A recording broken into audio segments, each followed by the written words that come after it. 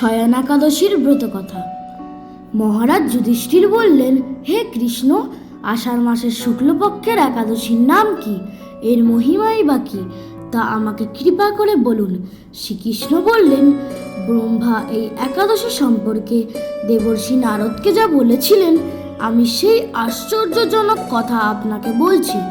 শ্রী ব্রহ্মা বললেন, হে নারদ, এই সংসারে একাদশীর মতো পবিত্র আর কোনো ব্রত নেই।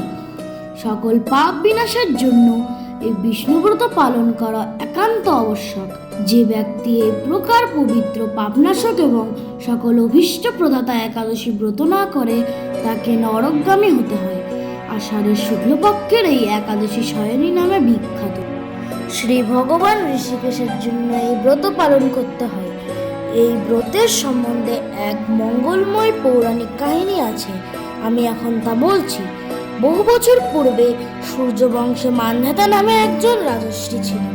তিনি ছিলেন সত্য প্রতিজ্ঞা এবং প্রতাপশালী চক্রবর্তী রাজা।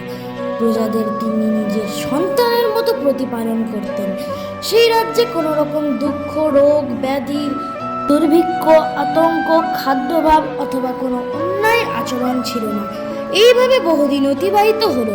কিন্তু এক সময় হঠাৎ দৈব দুর্ভিক্ষে ক্রমাগত 3 বছরে সে রাজ্য কোনো বৃষ্টি হয়নি।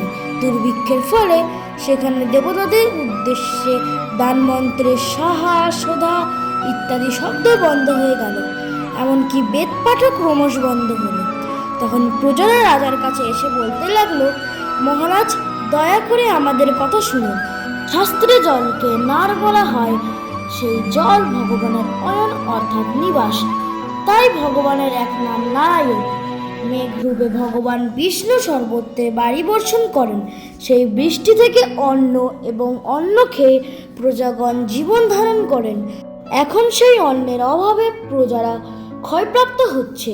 অতএব হে মহারাজ, আপনি এমন কোনো উপায় অবলম্বন করুন যাতে আপনার রাজ্যের শান্তি এবং কল্যাণ সাধন হয়।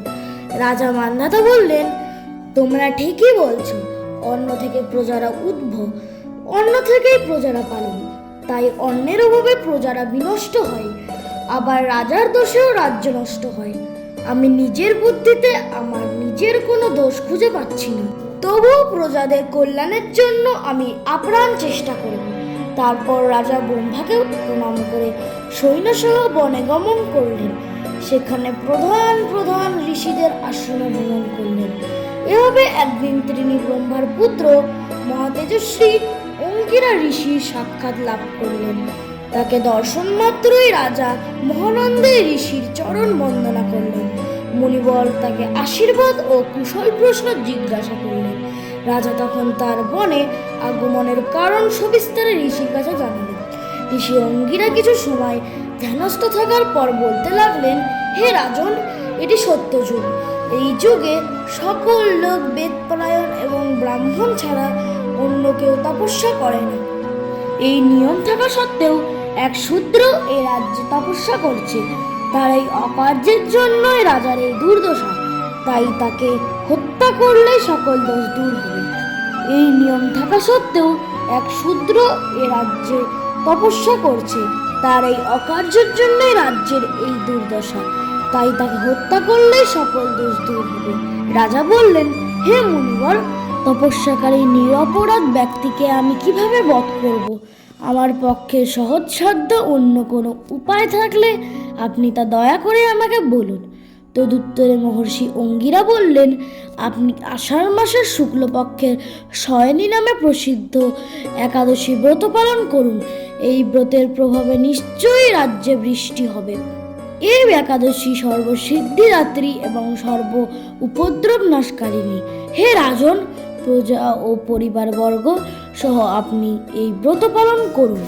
মুনিবরের কথা শুনে রাজা নিজের প্রাসাদে ফিরে এলেন। আষাঢ় মাস উপস্থিত হলে রাজ্যের সকল প্রজা রাজার সাথে এই একাদশী ব্রতের অনুষ্ঠান করলেন। ব্রত প্রভাবে প্রচুর বৃষ্টিপাত হলো।